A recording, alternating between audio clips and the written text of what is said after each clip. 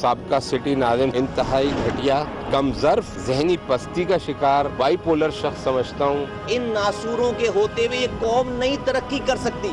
एक इंसान का कोई ख़ानदानी कैरेक्टर होता है। तुम ऐसा करो, जिस मोहल्ले में रहता था ना, उस मोहल्ले में जाके उसके मोहल्ले वालों से पूछ लो।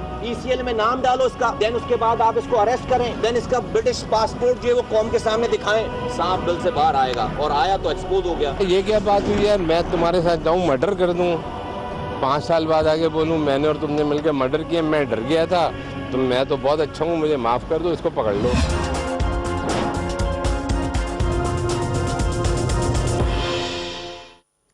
अस्सलाम वालेकुम नाज़रीन, ये गवर्नर सिंध और साबिक नाज़िम मुस्तफ़ा कमाल साहब की जो बयानबाजी आपस में, उसका सिलसिला आज भी जारी रहा। आज मुस्तफ़ा कमाल साहब ने जवाब दिए उन तमाम बयानात के जो बयानात गवर्नर सिंध की जानिब से, डॉक्टर इशरतुल इबाद की जानिब से लगाए जा रहे थे।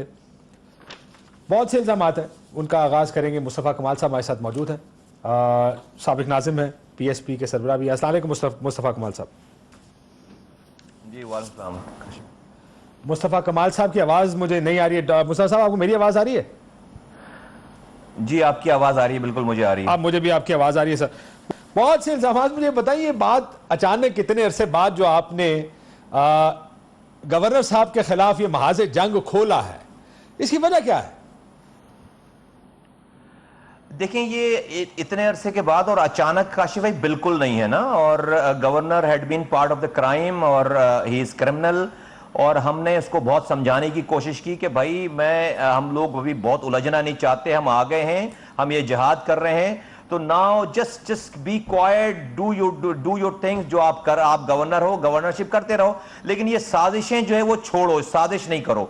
ये लोगों को बुला कर वरगलाना, उसको गलत गाइड करना और हमारे खिलाफ साजिशें करना, ये काम छोड़ो। वो नहीं माना तो इसलिए जो है वो ये करना पड़ा, बिकॉज नासूर है ये आदमी, इस शहर को खत्म कर गया, लूट गया, इस सूबे को तबाह कर गया। ही सिक्योरिटी रेस्ट, डुअल नेशनलिटी इस आदमी की हमें डिटेल है पूरी, अभी तो मैंने कुछ कहा ही नहीं है, तो इसलिए वो कहना पड़ा है, मजबूरन जो है वो इसको एड्रेस करना पड़ा, इसलिए कि ये नहीं समझ पा रहे थे। आप कह रहे हैं सर अभी मैंने कुछ नहीं कहा, अभी कुछ रह गया कहने को? आपने उन पर हर किस्म का इल्जाम लगा दिया। जो इल्जामात आपने लगाए, काशिफ भाई, इतने रॉ के पैसे, इतने ये 15। जी प्लीज आप बोलिए। मैं कहा आपने इनको रिश्वत-उल-इबाद का इल्जाम आपने इनके ऊपर लगाया, रॉ का इल्जाम, तकरीबन हर किस्म का इल्जाम। अब रह क्या गया पीछे? आपके पास अभी कुछ और भी बाकी है? काशिफ भाई, ये जितनी भी बातें हैं सारी, इसमें एक बात भी इल्जाम नहीं है, तमाम बातें हकीकत हैं। मेरा पर्सनल देखिए, अगर मैं पर्सनली किसी के साथ जो है वो कोई मुझे ग्रज होती तो मैं पहले दिन ये सारे काम करता नहीं। हमने तो अब ये जिस तरह की मैंने बात की कि भाई जो मीटिंग मैंने 3 मार्च को बताई है कि दुबई वाली जो मीटिंग है, मैंने नहीं लिए ना किसी नाम, मैं नहीं किसी की जिंदगी में जो है वो परेशानी करना चाहता ना, और भी लोग हैं, मैंने नहीं लिए नाम कि भाई चलो ठीक है नहीं कर रहे काम, जिस दिन करेंगे ये साहब जो है वो ये शायद ये समझते हैं कि बस यही एक आदमी है जो अकल रखता है, दिमाग रखता है और पता नहीं क्या कुछ रखता है। ये भी शामिल है उस मीटिंग में, हमारे सामने जो है वो ये, बल्कि तो लीड करने वाले लोगों में, तो वो ये वाली बात बताई। अब ये इल्जाम नहीं है, मैं तो खुद विटनेस हूं, अनीस खान खानी विटनेस है, रहमान मलिक का मैंने नाम लिया पहले, तो इसमें कोई भी बात जो वो इल्जाम नहीं है। और यकीनन बिल्कुल मैं दोबारा आप सही कह रहे, आप जो सवाल कर रहे हैं उसका जवाब दूं। सॉरी, आपने कहा ये लीड करने वालों में से थे, मैं कहा इसका मतलब क्या है कि ये लीड कर रहे थे? भाई पाकिस्तान में एमक्यूएम की सारी चीजें जो है वो गवर्नर हाउस से ही चलती है ना। एमक्यूएम की सारी चीजें तो गवर्नर हाउस से चलती थी। हर चीज के लिए भागे हम लोग गवर्नर हाउस ही जाते थे ना, एडमिनिस्ट्रेटिव भी, पॉलिटिकल भी और तमाम चीजें भी। तो वो सारी चीजें, अदरवाइज गवर्नर का क्या काम है? सारी दुबई की मीटिंगों में गवर्नर का क्या काम है? सारी पार्टीज की मीटिंगों में गवर्नर का क्या काम है? वहां कोई सियासी उमूर या कोई एडमिनिस्ट्रेटिव मैटर तो डिस्कस हो नहीं रहा था दुबई में, पार्टी का मसला डिस्कस हो रहा था ना वहां पे। तो आप ये कह रहे हैं कि वो रॉक की जो रिलेशनशिप थी मुत्तहिदा के साथ, उसका हिस्सा थे या उसके बारे में जानते थे? उसके बारे में हर चीज जानते थे और ये डॉक्टर इमरान फारूक के मर्डर से पहले से जानते थे। इसलिए कि जो इसका एक्सेस है अल्ताफ हुसैन के घर पे, वो किसी और का एक्सेस नहीं है, उसके बेडरूम तक इसकी रसाई है। तो ये तो सब कुछ बहुत पहले जानते थे, बहुत पहले से जानते थे। ये तो इमरान फारूक साहब का मर्डर हो गया, फिर वहां पे स्कॉटलैंड यार्ड मर्डर की इंक्वायरी करने आई तो उसको ये पेपर्स मिल गए, 1 साल उसने लगाया इस पेपर्स को ट्रांसलेट करने में, समझने में। फिर उसने जो 2011-12 से इंटरव्यू शुरू किए, फिर 2012 के एंड में जाकर अनवर साहब ने, तारिक मीर ने, अल्ताफ हुसैन साहब ने ये कॉन्फेशनल स्टेटमेंट्स किए। जब ये कॉन्फेशनल स्टेटमेंट्स कर ली हैं और उनको लगा कि नहीं अब हम सब कुछ बता आए हैं, सब कुछ उनको पता है स्कॉटलैंड यार्ड को, जब उन्होंने फिर हमें बुलाकर एतमाद में लिया था 7-6-7 लोगों को, 7-8 लोगों को, और उस वक्त का ये वाकया जिसमें ये भी शामिल है। तो इन्होंने हमने तो 2013 में पार्टी छोड़ दी है और हम खामोश रहे, हम तो नहीं, हमने कॉलें की हैं वहां पे अल्ताफ हुसैन साहब को, वो हमें बैठकर बुलाते रहे, हम छोड़कर चले गए। आज हम जब आए हैं तो हमने पहले दिन जब भी पहली दफा बात की है, सारी बातें की हैं, और हम ये भी नहीं कहते कि बड़े हम पारसा लोग हैं, हमने कोई हम बहुत अच्छे लोग हैं, नहीं भाई। अल्ताफ हुसैन साहब को 25 सालों से ज्यादा सर्व किया, अनीस खान खानी ने 35-32 सालों तक सर्व किया है, तो हम गुनाहगार कैसे नहीं होंगे? एक ऐसे शख्स को जो कि सर से पैर तक जो है वो गुनाहों में डूबा हुआ है, गलत काम कर रहा है, हमने उसको सर्व किया, हम भी गुनाहगार हैं, हम तो कहते हैं। सर लेकिन उनका यह भी था कि फिर आपने मीटिंग से बाहर निकलते ही आपने इस्तीफे क्यों नहीं दिए, आपने छोड़ा क्यों नहीं इस सबको, आपने उस वक्त क्यों नहीं शोर मचाया कि ये रॉ से पैसे लेते हैं, रॉ की फंडिंग है, रॉ की रिलेशनशिप है? बड़ा अरसा गुजरने के बाद उन्होंने कहा 2016 में जाके आपको याद आई। काशिफ भाई, अगर इस बात पे ही फैसला होना है तो मैं मुजरिम हूं, मुझे सजा दीजिए, मैं क्या बोलूं इसके ऊपर। मतलब 2012 के एंड पे बात होती है, मैं सेनेटर था 2013 में, मैं शुरू में सेनेटरशिप छोड़कर चला जाता हूं अपनी, सिर्फ 5 महीने की सेनेटरशिप, 5 से 6 महीने की सेनेटरशिप के बाद मैं भी 2018 तक सेनेटर था भाई।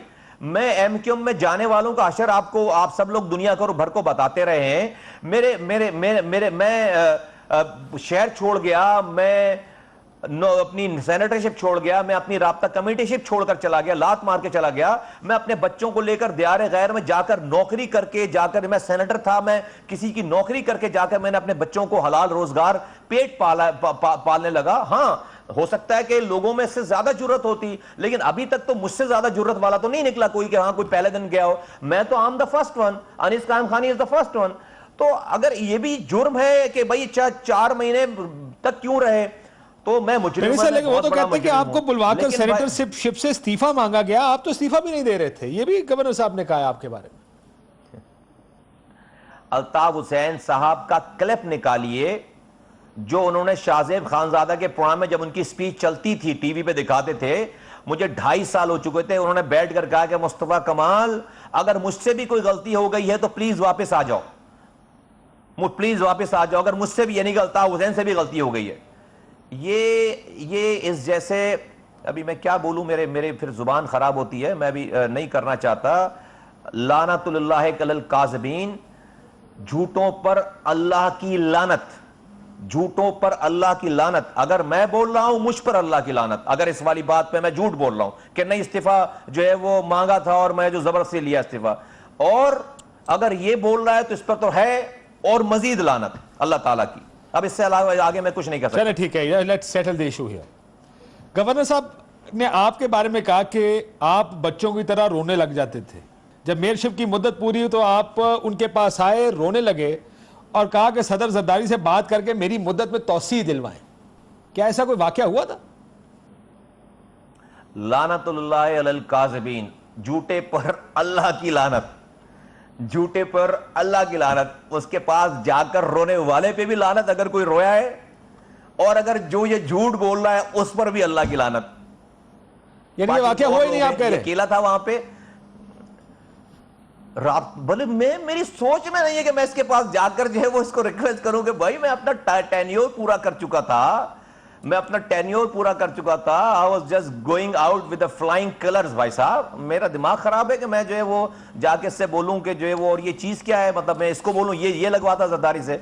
और भाई मैं पार्टी में था और पार्टी में लोग जानते थे, अगर मुझे रोना ही होता तो अल्ताफ हुसैन के सामने जाके रोता। भाई ये कौन होता है? सर दूसरा, उन्होंने अजीम तारिक का केस खोलने का भी ऐलान किया।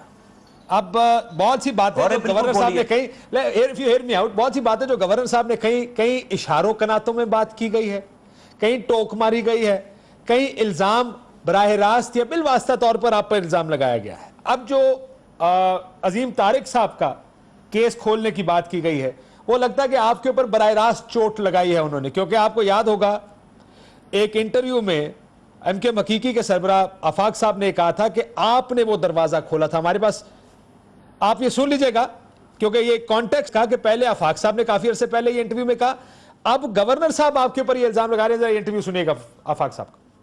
मुस्तफा कमाल ही वो आदमी थे जिन्होंने जो बाहर से कत्ल करने के लिए लोग आए थे, कुंडी इन्होंने ही खोली थी। जी, मुस्तफा कमाल साहब के कुंडी इन्होंने ही खोली थी, या यही बात डायरेक्टली नहीं, मैंने कहा बहुत सी बातें इशारों में की गई हैं, ये इशारा आपकी तरफ है। अच्छा, मैं आफाक अहमद को तो छोड़ता हूं भी ना, मैटर नहीं करता उसकी बात पे।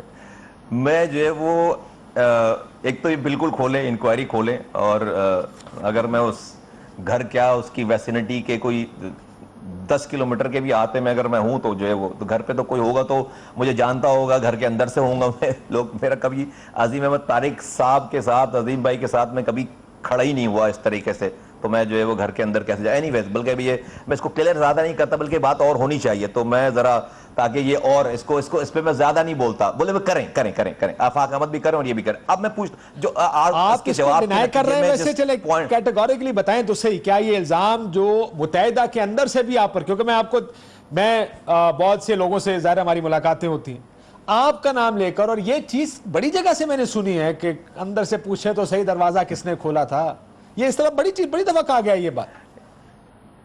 ये मैं वो लफ्ज ने, वो जो एक चुप के साथ एक जुमला लफ्ज आता है ना, चुप के साथ एक जुमला, मैंने अभी पहली वाली प्रेस कॉन्फ्रेंस में ये वाली बात की थी, वो मैं बोलना नहीं चाहता उसमें। ये वो आदमी है, ये सारी चीजें आफाक अहमद को भी यू नेवर नो कि इसी ने फोन करके जो है वो ये साजिश के अलावा इस आदमी के पास रिश्वत-उल-इबाद के पास साबित साजिश के अलावा और कोई काम नहीं है। 2 नंबर आदमी है, डरने वाला खौफजदा आदमी है। तो ये इसी तरह से लोगों की जो है वो कुतरता रहता है सारी चीजों को। तो ये भी इसी का दिया हुआ और बनाया हुआ गेम है, और इस तरह के और बहुत सारे गेम। नंबर 1 मैं आता हूं, मैं कैटेगोरिकली डिनाई करता हूं काशिफ भाई, इट्स एब्सर्ड, इट्स स्टूपिड बात है ये, इतनी बेतुकी बात है। मैं कभी करीब भी, घर तो दूर के भाई, घर में तो इंसान होगा ना, मैं दूर भी नहीं रहा कभी उस अजीम अहमद तारिक के क्लाउड में या चीजों में, मैं कभी रहा ही नहीं, कभी नहीं रहा। मैं तो उस वक्त कहीं और, मैं कारकुन था, मैं और सारी चीजें थी। मैं इस पे नहीं कैटेगोरी डिनाई करता हूं, बट मैं आगे जो कहना चाहता हूं, अगर फर्ज करें ऐसा है भी, तो गवर्नर परसों मुझसे सारी हकीकतें सुनने के बाद इसको कल ख्याल आया है। वो ये 14 सालों से गवर्नर है, ये बता भी रहा है कि कितना पावरफुल गवर्नर है ये, कौन कौन से सेटअप में है ये भाई, वो इसको कल सारे केसेस का ख्याल आया। तो ये जब इसके दुम पर पैर रखेंगे, जब ये लोगों के लिए इंसाफ की बात करेगा, वरना जो है वो सारे केसेस जो है वो ये खुद से दफन करेगा, वाइटो लगाएगा उसके ऊपर जो ये बात कर रहा था। तो सबसे पहले तो ये तो कितनी चीजों पे इसने अब तक दफन की है सारी चीजें, कितनी चीजों पे वाइटो लगाया है। Is he the opposition leader, या कोई जो है वो केएमसी के जो नीचे जो स्वीपर जो झाड़ू देने वाले हैं बेचारे, ये उनके यूनियन का लीडर है, क्या मुतालबे कर रहा है ये तो गवर्नर है और वो भी पावरफुल। तो इसने पहले दिन ही जो है वो इंसाफ के तकाजों को पूरा करते हुए मुस्तफा कमाल के खिलाफ, XYZ के खिलाफ, या इन जो केसेस का नाम ले रहा है, इसने तहकीकात, इसने ऑर्डर क्यों नहीं कि जो कल लटकाने की बात कर रहा है। ये तो कह रहा है मैं लटकाऊंगा। ये बात आपकी बिल्कुल दुरुस्त है मुस्तफा कमाल साहब, और यही सवाल तो फिर आपसे भी बनता है कि जब आपने इनके ऊपर इतने महीनों के बाद जो चढ़ाई की, आपने पहले क्यों नहीं कर दिया? अगर आपको मालूम था कि ये रिश्वत-उल-इबाद हैं, आपको मालूम था कि ये रॉ की मिट्टी में थे, आपने नाम लिए, इनका नाम नहीं लिया। आपने रहमान मलिक का नाम लिया, आपने अपना बताया, आपने इनका नाम नहीं लिया, you chose not to use his name. उसके बाद आपसे जब पूछा गया गवर्नर साहब के बारे में, क्योंकि आपको याद होगा शुरू में एक सजेशन कह लें, एक तज्जिया कह लें, ये भी था कि आपके साथ गवर्नर साहब भी मौजूद हैं, जो आपके साथ खड़े हैं, जो किसी वक्त भी शायद ये भी कहा जा रहा था कि किसी वक्त आके आपकी पार्टी टेक ओवर कर लेंगे एज ए पॉलिटिकल फ्रंट, जब वो गवर्नर ही छोड़ेंगे या 2 साल का अरसा गुजरेगा। आप जानते हैं ये बातें बहुत ज्यादा डिस्कस होती रही हैं मुख्तलिफ हल्कों में कराची की पॉलिटिक्स के हवाले से। सो जिस तरह आप कह रहे हैं कि उनको अगर आज याद आया, तो ये आपसे सवाल बनता है कि इतने सारे फैक्ट्स आपके पास थे, आपको भी तो अब याद आ रहे हैं। काशिफ भाई बहुत अच्छा सवाल है, मेरा जवाब सुन लें इसके ऊपर। काशिफ भाई, मैंने तो अल्ताफ हुसैन और ये दूसरा गवर्नर, इसके अलावा मैंने नाम ही नहीं लिया, और वो हल्का सा जिक्र करता हूं मैं रहमान मलिक का। मुझे बताएं, मैंने पूरी एमक्यूएम में कोई तीसरा नाम लिया हो कोई और बात की हो। अनवर साहब, तारिक मीर का जिक्र करता हूं लेकिन उनकी कॉन्फेशनल स्टेटमेंट थी, वो वहां पर आए हैं। लेकिन मैं तो अल्ताफ हुसैन, मैं तो फारूक सत्तार साहब को मैंने इतना जो है वो डक किए, मैंने उनकी सारी बॉम्बर्स को मैंने जवाब नहीं दिया। मैं चाहूं तो भी मैं क्या बोलूं कि मैं क्या कर सकता हूं, तो मैंने तो नहीं, बहुत सारे क्या सबके ऊपर मैंने पर्दा डाला है, रखा है। नंबर 1। नंबर 2, ये काशिफ भाई, आप और आपके सुनने वाले, मैं गवर्नर सिंध नहीं हूं, मैं हुकूमत नहीं हूं, मैं वजीर आला वजीर आजम नहीं हूं, मैं किसी पोस्ट पे सरकार की नहीं बैठा हूं कि मेरे हाथ में कार्रवाई करने के अख्तियारात हैं। मैं अगर सब पे बात करूंगा तो वो सब पे फिर बात ही रह जाएगी। जब मैं इसको कहता हूं कि तुमने क्यों नहीं किया, तो ये गवर्नर है, इसके पास इख्तियार है करने का। ये खुद कह रहा है कि मेरे पास इख्तियार है करने का। ये खुद कह रहा है कि मैं लटका सकता हूं, मैंने फलां को पकड़ लिया, मैंने 9-0 बंद करा दिया, मैंने ऑपरेशन शुरू कर दिया और मेरा ये शिजरा नसब है। ये सारी बातें कर रहा है। मैं ये बातें, मेरे पास ये पावर नहीं है, इसके पास ये इख्तियार था और है कि ये लोगों को इंसाफ दिलवाए, ये बातें ना करे। यही मैं तो कह रहा हूं कि कल जो ये बातें कर रहा है भाई, तो ये बातें करने के लिए तो नहीं है गवर्नर। गवर्नर के पास तो इख्तियार है, तो एक्शन करे, लोगों को लटकाए। मैं गवर्नर नहीं हूं, तो इसमें फर्क है, इख्तियार वाला है भाई, मैं तो बात ही कर सकता हूं। फर्क है, लेकिन विसल ब्लोअर भी सर सिलेक्टिव विसल ब्लोइंग नहीं करता, उसको भी एक कंप्लीट और होलिस्टिक विसल ब्लोइंग करनी चाहिए। लेकिन चले, since you are the whistle blower, so हम आपको ये कह देते हैं, चले आपने सिलेक्टिव की, आपने कहा कि उसकी वजह होगी, आपने एमके में किसी और का नाम भी नहीं लिया, आपने इनका नाम भी मिस कर दिया।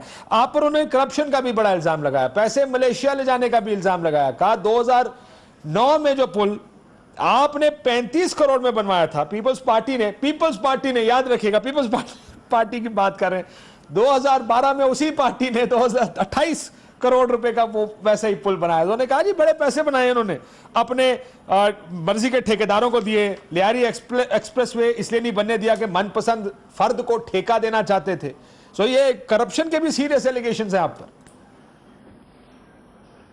झूठे पर अल्लाह की लानत, मुस्तफा कमाल बोले तो उस पर भी और इश्शतुल बात पे तो है ही, और हो, झूठे पर अल्लाह की लानत। मैं यहां प्रे करता हूं, नंबर 1। नंबर 2, ये काशिफ भाई अगेन फिर वही वाली बात आ जाती है। अच्छा, इसकी बात मान लेते हैं, तो ये गवर्नर का काम है कि टीवी पे आकर से बोले जब मुस्तफा कमाल करप्शन कर रहा था, जब मुस्तफा कमाल रोड़े अटका रहा था, वो पकड़ा क्यों नहीं मुस्तफा कमाल को? मुस्तफा कमाल खुद को तो नहीं गिरफ्तार करवा सकता। फिर मुस्तफा कमाल को गए हुए 2010 से 2016 हो गए, 6 साल, 3 साल वो मुल्क में नहीं रहा। तो परसों जब तुम्हारे अय्यार चेहरे से मैंने नकाब नोचा है, जब तुम्हें मैंने जो है वो तुम्हारी साजिशों को बीच चौराहे पर लाकर मैंने बेनकाब किया है, जब तुझे मुस्तफा कमाल की करप्शन नजर आ रही है, भाई मैं क्या बोलूं इसको मैं, ये तो अब भाई तुम तो इख्तियार रखते हो भाई, तुम तो लटकाने वाले लोग हो, और मुस्तफा कमाल को गिरफ्तार क्यों नहीं किया तुमने? तो you are the defaulter number 1। अगर तुम्हारे पास ये ऑप्शन ही नहीं है कि तुम्हारे चेहरे से नकाब उतारने के बाद तुम लोगों के ऊपर बयान दो। तुम्हारा काम बयान देना नहीं है, वो बयान देना मेरा काम है, मेरे पास आज इख्तियार नहीं है। वरना तुम जैसे लोगों को मैं वाकई, तुम तो बोल रहे हो चौकों पर लटकाना, मैं तुझे चौक पे लटका ही देता, मैं इनको चौक पे लटका ही देता। किस इल्जाम में लटकाते? इसलिए लटकाता, किस इल्जाम में लटकाते? करप्शन एट द कोर, इस इल्जाम पे कि मेरे शहर के इंटरमीडिएट बोर्ड ऑफिस में जिसका ये इंचार्ज है, वहां पर आज उस पढ़े लिखे शहर में 50,000 रुपए में आप A ग्रेड की डिग्री बनवा लें, वहां से कॉपी निकलती है बोर्ड ऑफिस से, बाहर जाती है आर्ट्स की, 8,000 रुपए में दोबारा कॉपी छप कर आती है, और जो एग्जाम दिया हुआ होता है आपने, उसको एग्जाम की कॉपी निकल जाती है, ये लग जाती है कॉपी। मेरी नस्ल को तबाह कर दिया इसने, इस इल्जाम में मैं इसको फांसी पे लटका दूं। क्या बात कर रहे हैं? You name anything. यहां पर इदारे खराबी इस आदमी ने किए हैं।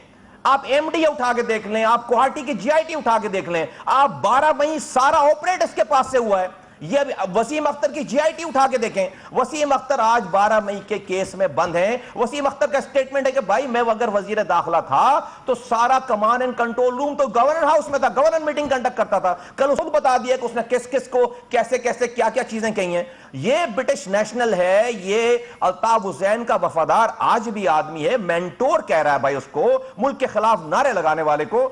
एक चीज है लड़का, मैं तो कह रहा हूं कि भाई आप मुझे भी ईसीएल में डालें, मेरी भी जीआईटी बनाएं, और इसको फिल फॉर आप गवर्नर के ओहदे से हटाइए इसकी जीआईटी बनाइए, इसको जो है ईसीएल में इसका नाम डालिए और आप इन्वेस्टिगेट कर लीजिए। जितनी बातें मैंने अभी तक कही हैं साबित हो जाए तो जो चोर की सजा वो मेरी सजा। अब आपने मुझे पूछा है कि भाई ये करप्शन वाली बात, काशिफ, अब ये स्पेसिफिक पे आ जाऊं।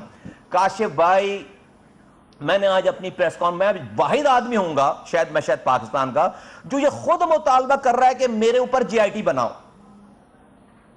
मैं खुद मुतालबा, मैंने अपनी प्रेस कॉन्फ्रेंस में कहा है कि जो इसने करप्शन, ये इल्जाम लगाया कि मैंने करप्शन की है कराची में, मैंने जो है वो मलेशिया पैसे भेजे हैं, मैंने जो है वो लंदन पैसे भेजे हैं। छोड़े डॉलर्स हजारों और मिलियन और लाखों, एक रुपया मुस्तफा कमाल ने करप्शन की हो, यहां मलेशिया में भेजे हो पैसे, दुबई में, लंदन में पैसे भेजे हो, तो मैं जो पाकिस्तान में जिस जगह सजा है जो है मैं उसको भुगतने के लिए था। $1 गवर्नर साहब ने आपके ख्याल में कितने पैसे बाहर भेजे जनाब? चले ब्रेक के बाद मुझे इसका जवाब दीजिएगा। hundreds of millions of dollars। Sir ये hundreds of millions of dollars आते कहां से हैं? चले इसका जवाब मुझे ब्रेक के बाद दीजिएगा। hundreds of millions of dollars आते कहां से? क्योंकि वो आप पर इल्जाम लगाते हैं। अब देखिए इनडायरेक्टली मैंने फिर कहा ये वो बस सांसों वाला सांस जिस तरह देती है ना, उन्होंने डायरेक्ट नाम नहीं लिया पर इनडायरेक्ट इशारों में बात की है। उन्होंने कहा कि चाइना कटिंग होती थी, उससे असलहा खरीदा गया, वो असला जो कराची में पकड़ा गया है। और वो आप पर इल्जाम लगाया कि उस वक्त के जो लोग थे, उस वक्त की अखबारें उठाकर देख लें, बड़े सीरियस और संगीन नौइयत के इल्जाम आप पर लगाए हैं गवर्नर साहब ने। ब्रेक के बाद आप मुझे बताइएगा कि मिलियंस ऑफ डॉलर्स आप पर इल्जाम लगा रहे हैं, वो आप उन पर लगा रहे हैं, मुझे बताइएगा ये पैसे आते कहां से थे। एक ब्रेक लेते नाज़रीन, ब्रेक के बाद वापस आते। कोई न्यू कराची में परचून की दुकान में टारगेट किलिंग कर रहा होगा और छुपने की कोशिश कर रहा होगा, या किसी पॉश इलाके में किसी मकान में बैठ के सियासी दुकान लगा के और हम है कंफ्यूजन की धूल उठा के उसके पीछे छुपने की कोशिश कर रहा होगा, नहीं बचेगा, पकड़ा जाएगा। एक आदमी पाकिस्तान मुर्दाबाद कह रहा है, पाकिस्तान को नमूसत करार दे रहा है, आप इतनी सेंसिटिव जगह पे बैठकर उसको अपना मोहसिन और अपना जो है वो मेंटोर कह रहे हो, नेशनल टीवी पे बैठकर। You should be arrested and hang.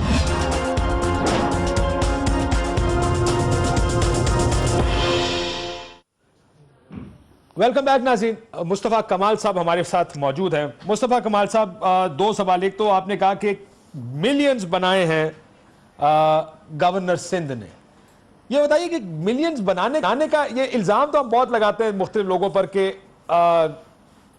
लोग पैसे बनाते हैं, ये मिलियंस बनते कैसे? अब इसको मैं आपको एक प्रैक्टिकल सा आपको जो है वो मैं जवाब दूं इसका। और उससे पहले अगर आप इजाज़त दें काशिफ भाई, तो आपने जो पहले बात की थी ब्रेक पे जाने से पहले, मैं उसको कंप्लीट कर लूँ। अगर उसको अच्छा, चलें इस पर ही आ जाते हैं। चले इसको प्रैक्टिकल एग्जांपल इसकी ये है कि देखिए, आप एक टाइम पर करप्शन भी और डेवलपमेंट भी नहीं कर सकते। ये किसी किताब में आपको नहीं मिलेगी ये वाली बात। ये प्रैक्टिकली आप जब काम करते हैं तो आपको ऐसा हो नहीं सकता कि जिस भी अफसर से आप पैसे मांगें कि भाई मेरे लिए इतने कमा के ला कर दो, उस अफसर को, उस ऑफिसर को आप काम के लिए नहीं कह सकते। अच्छा, फिर रीत रिवायत ये है कि अगर आप किसी को कहेंगे मेरे लिए 100 रुपए कमा के दो, तो वो सिर्फ आपके लिए 100 रुपए नहीं कमाएगा, वो 1000 रुपए कमाएगा। वो 100 रुपए आपको देगा, फिर वो अपने लिए भी रखेगा और नीचे के लिए भी रखेगा। ये गवर्नमेंट में चीजों में पाकिस्तान का लेकिन अगर इजाजत है, मैं इसका तफसीली जवाब दीजिएगा, मैं एक बात कह सकूं अगर इजाजत है, अगर माइंड ना कीजिए, बिल्कुल माइंड नहीं करना आपने। नहीं, एक अफसर कराची में काम करने वाला मुत्तहिदा कौमी मूवमेंट यानी MQM का नाजिम हो, आपका ख्याल है वो उसके सामने बोल सकता है? चाहे वो कोई भी बात हो, वो कहे यार 200 मुझे चाहिए और मुझे काम भी चाहिए, वो 200 भी देगा, वो काम भी करके देगा। ये आप जानते हैं, मतलब बेसिक कॉमन सेंस है कराची की पॉलिटिक्स का। आई कैन अंडरस्टैंड दूसरे शहरों में या सूबों में ऐसा ना हो। कराची में तो if you are a go getter you could make money and still, देखिए किकबैक्स तो मिलते ही इन चीजों के ऊपर है। करोड़ की चीज आप 1.5 करोड़ में जिसने आप पे इल्जाम लगा के 32 करोड़ का बनाया, फर्ज करें, मैं ये नहीं कह रहा कि आपने किया है, लेकिन पंजाब में या दूसरे शहरों में, कराची सिंध में भी हम सुनते रहे हैं कि एक चीज जिसकी मालियत शायद 25 हो, वो उसका टेंडर 32 में होता है, वो 7 करोड़ तो इनकम होती है, 25 में बन भी जाता है। सो दोनों इकट्ठे चल सकते हैं। That's all I am trying to say. अच्छा अच्छा अच्छा। अब मैं अगर मैं इस पर अर्ज कर लूं, अगर आपकी जा तो जी जी। काशी भाई, मैं आपसे एग्री नहीं करता। मैंने इसको प्रैक्टिकली 5 सालों तक चलाया है। मैं आपको इससे एग्री नहीं करता, इसलिए उस कॉन्नोटेशन में एग्री नहीं करता कि देखिए ये ह्यूमन नेचर है कि जब आप किसी को से रिश्वत ले रहे होंगे तो वो आप उसके ऊपर जायज नाजायज सही गलत की बात नहीं कर रहे होंगे। फिर नॉर्मल शायद वो आपके साथ काम कर ले सुबह 9 से 5, आप रात के 2 बजे अपने अफसरान को लेकर साल साल खड़े नहीं हो सकते।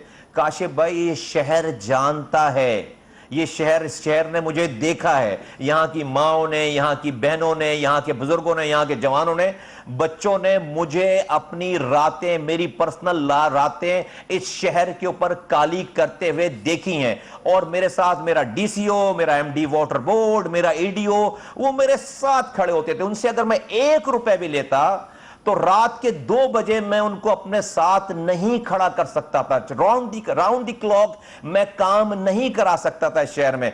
3-5 सालों में इस शहर में, 4.5 सालों में, मेरे दौर में जितने प्रोजेक्ट्स हुए हैं, 55 साल तारीख शहर की डेवलपमेंट की एक तरफ रखें, मेरे 5 सालों के कामों को एक तरफ रखें, मेरे 5 साल के काम ज्यादा हैं। काशिफ भाई, नेमतुल्लाह साहब को क्रेडिट दे दिया आपके गवर्नर साहब ने। सर नेमतुल्लाह को सर, मैं इस पर डिबेट नहीं करना सर, मैं उस पर डिबेट नहीं करना, मैं इस पर डिबेट नहीं करना चाहता हूं। मैं आता हूं उसके ऊपर। मैं सिर्फ मैं ये कह रहा हूं कि मेरे पीपल आर द बेस्ट जजेस। मेरे 5 सालों के कामों को एक तरफ रखें और 50-55 सालों के कामों के एक तरफ रखें। मेरे 5 साल के काम ज्यादा हैं। काशिफ भाई, आप रिश्वत लेकर किसी को अपने साथ नहीं खड़ा कर सकते। नंबर 1, आपने ब्रिज वाली बात की, जो उसने ब्रिज वाली बात की है उससे वो उस ब्रिज का पूछें और उससे जो है वो मेरे ब्रिज का पूछें जिसका वो कह रहा है। काशिफ भाई, आप अपनी टीम लेकर आ जाएं, मैं आपको जो है वो आने जाने के, मैं आप मेरे मेहमान बने, उसी ब्रिज पे खड़े होकर इंजीनियर्स के साथ प्रोग्राम करते हैं। आ जाएं, ठीक। और ये खड़ा होगा इंजीनियर्स के साथ आकर, इसको भी फिर बुलाएं, बोलो आ जाओ, उसी दिन फैसला करते हैं, आपके कैमरे के सामने फैसला। मैं तो भागने वाला आदमी नहीं हूं। उसी ब्रिज के ऊपर खड़े होकर, जिस ब्रिज का ये नाम ले रहा मेरे लिए, और उसी प्रोजेक्ट का जिसका ये जिक्र कर रहा है, आप कैमरे लेकर आ जाए, मैं इंजीनियर, आप अपने इंजीनियर्स बता दो या मैं इंजीनियर ले आता हूं। हम इंजीनियर्स के साथ जो बैठकर खड़े होकर उस जगह पे प्रोग्राम कर लेंगे मसला ही खत्म हो जाता है। डिबेट क्यों इस पे डिबेट क्यों करते हैं? नाम सर, लेकिन आपने कह दिया, जुमला कह दिया कि जी जी, मैं फिर अगेन ऑब्जर्वेशन कह दिया आपने कि जिसको रिश्वत देंगे, अगर फर्ज करो कोई पैसे बनाएगा तो साथ खड़ा भी हो, लेकिन आप MQM में भाई, आपको कौन ना कर सकता था? कौन, किस माई के लाल में हिम्मत थी कि मुस्तफा कमाल को कहता कि यार तुम्हें क्योंकि मैंने 100 रुपया दिया है रात को, या 10% या 20% में तुम्हारे साथ, ओ भाई वो आपको 90% भी ला के देगा ना। मुतहदा के सामने हम बेचारे डर जाते होते थे खड़े होते हुए, बड़ी मुश्किल से खड़े होते थे। कोई एक आम ब्यूरोक्रेट जिसने कराची में रहना, वो कैसे खड़ा होगा मुस्तफा साहब? इसलिए मेरा ख्याल है वो it a bad example. Kashif भाई सुने, बहुत इंपॉर्टेंट पॉइंट है, मेरी सुने, आप सुने, प्लीज सुने मेरी। अब आपने अगर इसी बात को डिस्कस कर, प्लीज मेरी सुने। काशिफ भाई, अगेन मैं आपसे बहुत ही हम्बली, रेस्पेक्टफुली डिसएग्री करता हूं। देखिए, ये पैसे की डायनेमिक्स बड़ी खतरनाक है। मैं आपको बता रहा हूं, आप गोली की डायनेमिक्स से खतरनाक नहीं है। Let me tell you very honestly, गोली की डायनेमिक्स ज्यादा खतरनाक होती है। नहीं सुन, अच्छा मेरी सुन ले। नहीं, देखिए, इंसान बहादुर और बुज़दिल अपने बॉडी पे, अपनी स्टील बॉडी पे नहीं होता है। इंसान बहादुर और बुज़दिल अपने कैरेक्टर की वजह से होता है। ये गवर्नर जो उसने 50-50 हजार रुपए भी जो लिए हैं, मुजों में पैसे डालता है आदमी सिटी गवर्नमेंट के अफसरों से। ये किसी को, ये जो इतना सॉफ्ट स्पोकन है क्यों? ये जो 14 सालों तक खामोश क्यों रहा है? भाई ये किसी के खिलाफ बोले कैसे? ये किसी की तारीफ करे कैसे? इसीलिए इसने 14 साल खामोशी से गुजारे कि ये किसी एक छोटे से अफसर को भी कुछ नहीं कह सकता। मैं काशिफ भाई रोड पर खड़े होकर अपनी इसी, मैं तो और ज्यादा जो है वो यंग था, तो मैं माफी चाहता हूं, this is a very small thing you said, but मौजों में आपने देखा खुद उनको पैसे डालते हुए सॉक्स में? काशिफ भाई, मैं देखता तो जो है वो मैं मूवी नहीं बना लेता वहां पर, या मेरे सामने जो है वो नहीं ले रहे होता। अभी बहुत सारी चीजें तो ये कह रहा होता हूं मैं अपने सामने तो नहीं देखे। जो देकर आता है ना पैसे, वो बता रहा होता है, जो लेने वाला नहीं बताता। ये लेने वाला नहीं बताता, देने वाला बताता है। देकर जो आता है ना पैसे, वो 4 लोगों को जब तक बताए नहीं उसको तसल्ली नहीं होती, लेने वाला कभी भी नहीं बताता। तो मेरे सामने कैसे लेंगे पैसे, मुझसे तो छुप कर लेते थे पैसे। ये अगर मैं इतनी बात कह रहा हूं, सिटी गवर्नमेंट में 1,25,000 आदमी काम करता है, ठीक है। मैंने सिटी गवर्नमेंट में 4.5 साल गुजारे हैं और जिस तरह के मैंने टाइम गुजारे हैं लोग जानते हैं। तो अल्लाह का शुक्र है कि जिस तरह वो कहते हैं ना कि कोई चीज उससे छुपती नहीं है, मुझसे भी इस शहर के और इस डिपार्टमेंट की कोई चीज छुपती नहीं है सर जी। इनके एक बंद कमरे में ये क्या कर रहे हैं पता चलता है, ऐसा नहीं है। चले तो आपसे कोई चीज नहीं छुपती है। बड़ा मुश्किल सवाल आपसे पूछने लगा भाई, अगर ये बता दे कि चाइना कटिंग किसने की थी, कब की थी और किसने पैसे बनाए? ये जो कल बात कर रहे थे, चाइना कटिंग गवर्नर ने करवाई सारी, अल्ताफ हुसैन ने करवाई सारी। अल्ताफ हुसैन को ये गवर्नर दुबई में जाकर अपने ऑफिस में बुलाकर किस चीज की मीटिंग करते थे, किस चीज की कलेक्शन करते थे, किस चीज का हिसाब किताब लेते थे? उसमें से बड़ा कट तो ये रखते थे पैसों का। छोटा कट किसके पास? तो सारे वसीम आफ्ताब साहब का भी नाम सुना जो आजकल आपके साथ हैं, वो करते थे चाइना कटिंग? नहीं, वसीम आफ्ताब XYZ सारे लोग नहीं। वसीम आफ्ताब तो might be a foot soldier. Wasim Aftab की क्या मजाल है कल इसके होते हुए, अल्ताफ हुसैन के होते हुए चाइना कटिंग कर ले? नहीं जनाब, ये तो ये सारा कट जो है वो मैक्सिमम, ये तो अल्ताफ हुसैन को भी जो है सारी मलाई अपने पास रखते थे, उसको भी जो है वो छोटे पैसों में गुजारा करते थे। इनसे पूछे, ये गवर्नर हाउस में बैठकर ये पैसों की मीटिंग, जो कलेक्शन वाले पैसे थे हमारे बाद, तो ये पैसों वाली मीटिंग जो है क्या करते थे? कोई इनकी इन्होंने इंडस्ट्री लगा रखी थी कि जो पैसों का हिसाब किताब करते थे, फिर यही मीटिंग जाकर ये दुबई करते थे, अल्ताफ हुसैन साहब हिसाब लेते थे वहां से और ये दुबई पैसे शिफ्ट करते थे। तो ये कौन से पैसे थे? कोई इंडस्ट्रीज चल रही थी यहां पर। और फिर एक लम्हे के लिए मान लेते हैं अगेन वही बात कि भाई वसीम आफ्ताब करते थे। तो वसीम महमूदाबाद लाइंस एरिया की आपको याद होगा, वो वसीम आफ्ताब साहब थे, लेकिन आप कहते हैं वो फुट सोल्जर हैं। फुट सोल्जर भी बुराई में मुलव्वस है ना। सुन तो ले, सजा दें ना उनको, सजा मालूम कर लें, सजा दें। मैं तो ये तो मैं तो क्लेम कर रहा हूं ना, मैं तो इनका तो मैं प्रूफ कर रहा हूं, क्लेम कर रहा हूं। देखिए करते थे। तो अभी 20 तारीख जो कल गुजरी है 2016 की, इस गवर्नर जो को खुद को बहुत बड़ा जो है वो अपने आप को बहुत बड़ा पावरफुल गवर्नर कहते हैं, सारी बताएं इन्होंने क्या क्या कर दिया उन्होंने, उसको अभी 2016 में याद आया कि जो है वो ये चाइना कटिंग होती थी। ओ भाई तुमने क्यों नहीं लटका दिया लोगों को जो तुम अब लटकाने की बातें कर रहे हो? That means कि you are the part of, you are the full crime. You are the one who used to initiate things. Unfortunate बात है, पाकिस्तानी सियासत में इल्जाम इसलिए लगाया जाता है कि आप बस मुंह बंद रखो वरना मैं भी बोलूंगा। हमारे अनफॉर्चुनेट बात है पाकिस्तानी पॉलिटिक्स की, तो पकड़ना किसी को नहीं चाहता। उन्होंने देखिए काशिफ भाई सुने मेरी बात। देखिए जिस दिन अगर मैं उस जगह पे बैठा हुआ या कोई ओहदा हुआ मेरे पास या कोई मैं उस तरफ हुआ ना, तो आप मुझसे सारे, मैं अभी मेरे पास ये लिबर्टी है कि मैं बात करूं, मेरे पास इख्तियार नहीं है किसी को सजा देने का। भाई आप तो कह रहे हो GITs आप बनाते हो, आप कह रहे हो ऑपरेशन आपने शुरू करवाया, आप कह रहे हो 9/0 आपने बंद करवाया, आप कह रहे हो कि वो वली बाबर के कातिल को आपने पकड़वाया, असला आप पकड़वाते हो, शहर में अमन, ये तो सारी चीजें आप क्लेम कर रहे हो भाई। तो आपने इसको क्यों नहीं पकड़ा, आपने इसको क्यों नहीं सजा दी? ये सवाल मैं ही कर सकता हूं, वो इसका सवाल नहीं उठा सकता, उसका काम है एक्शन। लेकिन असले पे मेरा काम एक्शन करना नहीं है। मुस्तफा कमाल साहब जो असले पे उन्होंने बात की, सुनिएगा पहले उनका इशारा, फिर या आपकी जानिब, मेरा ख्याल है आपसे ज्यादा उनका इशारा अनीस कायम खानी साहब की जानिब है। तो सुनिएगा उन्होंने क्या कहा असले के ऊपर। जिन अखबारों में ये असलहे लिपटे हुए थे, स्टैक किए गए थे और जिस अंदाज से किए गए थे और जिस पीरियड में किए गए थे, हम आइडेंटिफाई किसी हद तक तो कर चुके हैं कि ये इसके पीछे, और ये चले मैं आपको बता देता हूं कि कुछ सियासी जिम्मेदार थे। एक तंजीमी कमेटी यहाँ पे एक पॉलिटिकल पार्टी की होती थी, उसके कुछ जिम्मेदार थे, कुछ और बड़े जिम्मेदार थे, उनके नाम अभी हमें सामने आए हैं कि ये उसकी खरीदारी में पीछे थे।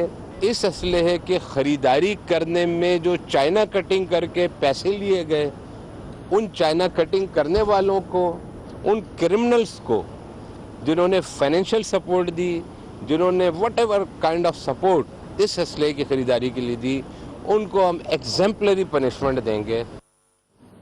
जनाब मुस्तफा कमाल साहब, मेरा ख्याल है ये फिर इशारा आप ही की जानिब है। सो एक तो ब्रीफ जवाब मुझे ब्रेक के बाद इसका दीजिएगा, ब्रेक के बाद दीजिएगा, जरा तफसीली जवाब इसका दीजिएगा। दूसरा, जो इस्टेब्लिशमेंट का इल्जाम आप पर मुख्तलिफ औकात में लगता रहा। इस्टेब्लिशमेंट, आप इनके ऊपर इल्ज़ाम लगाते हैं। सीएम ने आपने सुना होगा, सीएम सिंध ने वज़ीर आज़म साहब से कहा कि आर्मी चीफ साहब से पूछें कि पीएसपी उनकी पार्टी उनको क्यों इतनी सपोर्ट की जाती है, उसका एक जवाब दे दीजिएगा। एक ब्रेक लेते हैं नाज़रीन, ब्रेक के बाद वापस आते हैं।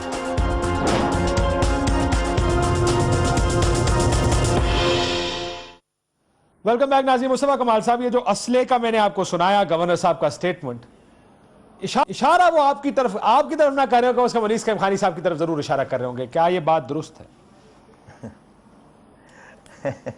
काशिफ भाई, मुझे तो बड़ी हंसी आती है भाई, अनीस कायम खानी को तो बंद कर रखा है, तो गवर्नर का काम क्या बात करना नहीं है ना भाई।